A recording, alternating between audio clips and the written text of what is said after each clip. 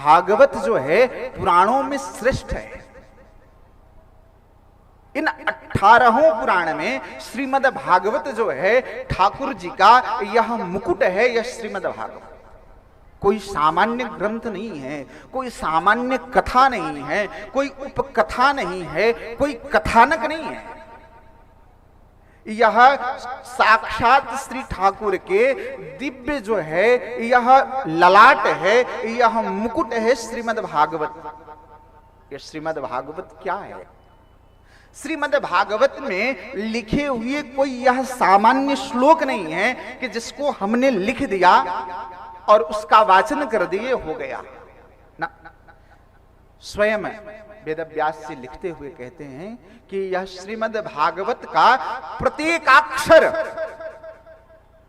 प्रत्येक शब्द, प्रत्येक मात्राएं, प्रत्येक चरण, प्रत्येक पद हम भाव के साथ, जब हम श्रद्धा के साथ, जब हम दृढ़ विश्वास के साथ, जब भगवान श्रीमद् भागवत का जब हम आश्रय ले लेते हैं तो भगवान भागवत हमारे जीवन के समस्त मनोरथ को पूर्ण करने में सफल है, सक्षम है।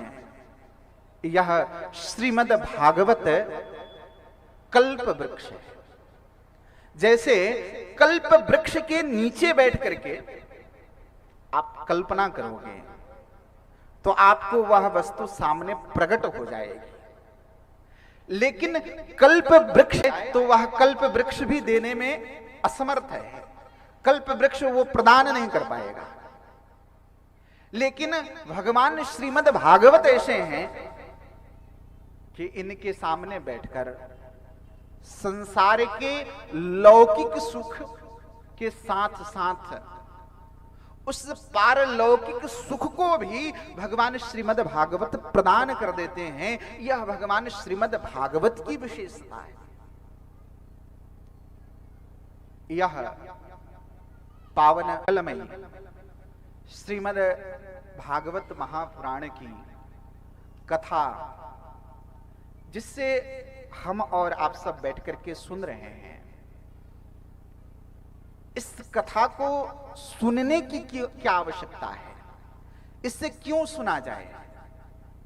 हम घर में बैठ करके पढ़ भी तो सकते हैं। बहुत सारे लोग ऐसे मिलते हैं, कहते हैं महाराज जी ऐसा है, मुझे थोड़ी सी परेशानी है।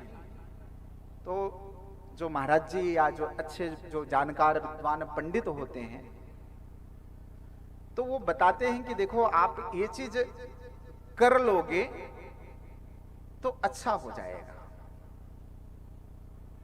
तो कुछ लोग ऐसे होते हैं सामने से कहते हैं कि महाराज जी वो जो मंत्र है वो लिख करके आप मुझे दे दो और मैं कर लेता हूं। जैसे किसी बीमार व्यक्ति को ले जाकर के हॉस्पिटल में रख दो और डॉक्टर से बातचीत करो और डॉक्टर ने बताया देखो इसमें ये जो है इससे के ऑपरेशन होंगे और इसमें ये तमाम तरह की चीजें लगेंगी ऑपरेशन के लिए। यह सुन करके कोई व्यक्ति कहे कि डॉक्टर साहब आप मुझे जितने भी औजार लगेंगे, इसमें जितने भी सामग्री लगेंगे वो लिख दीजिए, मैं अपने मरीज का घर पे ऑपरेशन कर लूंगा। कोई ऐसा कहता? आज तक नहीं कहता। लेकिन लोग जो है संतों से महात्माओं से कहते कि वो मंत्र लिख करके दे दीजिए। अच्छा, लोग ये जानते नहीं हैं कि वह मंत्र कब काम करेगा, वह मंत्र कब एक्टिव होगा। ऐसे डॉक्टर से कोई औजार लेकर के घर में ऑपरेशन थोड़ी कर सकता है। उस ऑपरेशन के लिए वर्षों तक किसी अच्छे गुरु की सन्निधि में रह करके उसने उससे पढ़ा है, उसने जाना है कि कौन सी बीमारी के लिए कहां पर हमें किस वस्तु का प्रयोग करना है, तब जाकर के वह सफल ऑपरेशन कर पाता है।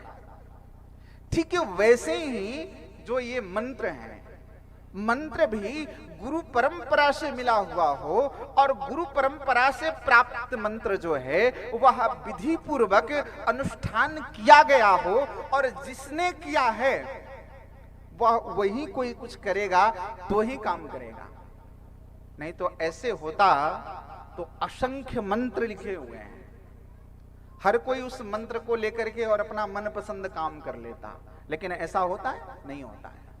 उस मंत्र को एक्टिव करने के लिए बहुत दीर्घ काल तक उसकी तपश्चर्या करनी पड़ती है, तब जाकर के हो पाता है। ठीक है, वैसे ही यह जो श्रीमद् भागवत जी हैं, इनका श्रवण का ही विशेष महत्व क्या है? क्यों श्रवण करें हम श्रीमद् भागवत को? सुनने से क्या लाभ है? और इसको सुना ही क्यों जाए, पढ़ा क्यों ना जाए? भाई हम जाकर के और दुकान से पुस्तक लेकर के आकर के और हम घर में बैठ करके भी पाठ कर सकते हैं, हम पढ़ सकते हैं। तो बड़ी अच्छी बात वेदांत में आचार्य यज्ञवाल्क ने कहा कि देखो, पहले जो है ना सुनना पड़ता है, और शिक्षण के 4 कौशलों में प्रथम कौशल श्रवण कौशल है। बालक सबसे पहले सुनता है या पढ़ता है? पहले सुनता है। तो सबसे पहले जीवन में श्रवण कौशल है, और उस श्रवण कौशल का बहुत बड़ा महत्व है।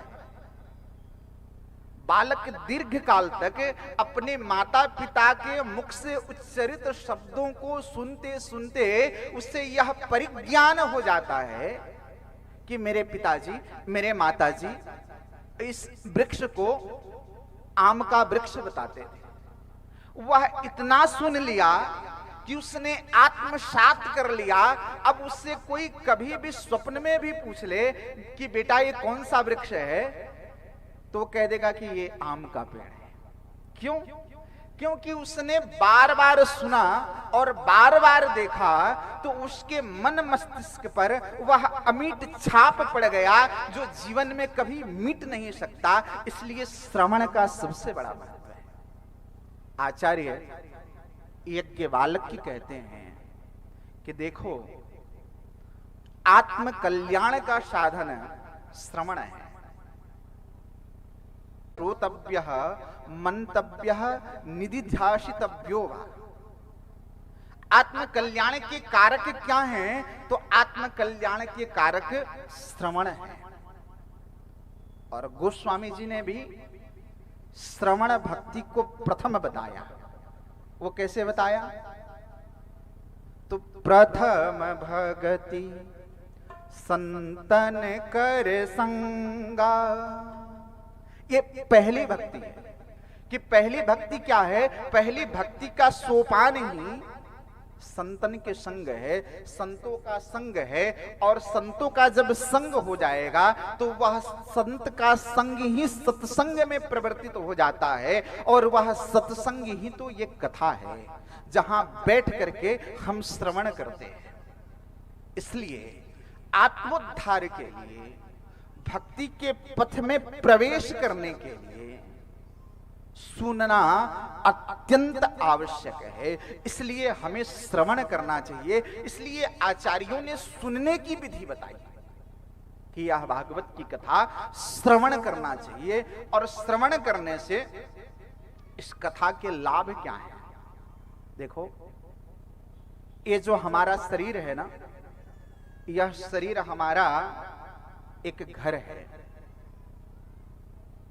तो इस घर में सफाई की अत्यंत आवश्यकता है। किसी कमरे को आप बंद करके रख दो, वर्षों तक आप उसमें झाड़ू पोछा नहीं लगाओ, तो वो अपने आप ही गंदा हो जाता है।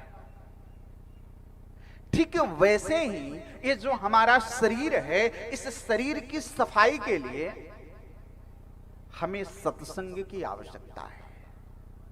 जब हम कथा को अपने कानों से जब श्रवण करते हैं और जब ठाकुर का चरित्र जब हमारे कानों में पड़ता है, जब संतों का चरित्र हमारे कानों में जाता है, जब भक्तों का चरित्र हमारे कर्ण कुहरों में पड़ता है, तो उस चरित्रों के माध्यम से हमारा मन निर्मल होता है, मन साफ होता है। और जब मन परिमार्जित हो जाएगा तो इस शरीर में सबसे जो महत्वपूर्ण है वह मन ही है। आंख बिगड़ जाएगा तो आप बनवा लोगे, आपको दिखना कम होगा तो आप बनवा लोगे, लेकिन यदि मन बिगड़ गया, मन खराब हो गया, तो आज तक मन का कोई डॉक्टर बना नहीं। इसलिए वेदव्यास जी ने उद्घोष करके कहा कि ये तद अस्माद अपरम मनः शुद्ध्यई न विद्यते। कह रहे हैं कि श्रीमद् भागवत के कथा के अलावा मन की शुद्धि का और कोई औषधि ही संसार में नहीं है। यदि मन को ठीक करना है, मन को व्यवस्थित करना है, तो आप श्रीमद् भागवत की कथा का पान कर लो। आप अपनी श्रीमद् भागवत की कथा को अपने जीवन में आत्मसात कर लो। आपके मन की सफाई हो जाएगी, आपका मन ठीक हो जाएगा, आपका मन मजबूत हो जाएगा, आपका मन इस संसार में भटकेगा नहीं, आपका मन इस संसार के तमाम विषय वासनाओं में नहीं जाएगा। इसलिए मन की शुद्धि के लिए यह श्रीमद् भागवत की कथा है। यह कथा से मन की शुद्धि का और संसार का हमारा प्रयोजन क्या है? भाई ठीक है, कथा से मन शुद्ध हो जाएगा, तो मन शुद्ध होगा तो उससे हमारा इसका क्या लेना देना? भाई किसी का मन खराब है तो भी तो वो संसार में रह रहा है। कह देखो, मन बहुत महत्वपूर्ण वस्तु है। इस लौकिक जीवन में मानवों के लिए मन बहुत महत्वपूर्ण है। और कहते हैं कि मन को जिसने साध लिया, मन को जिसने जीत लिया, फिर समझो उसने सब कुछ पर विजय पा लिया।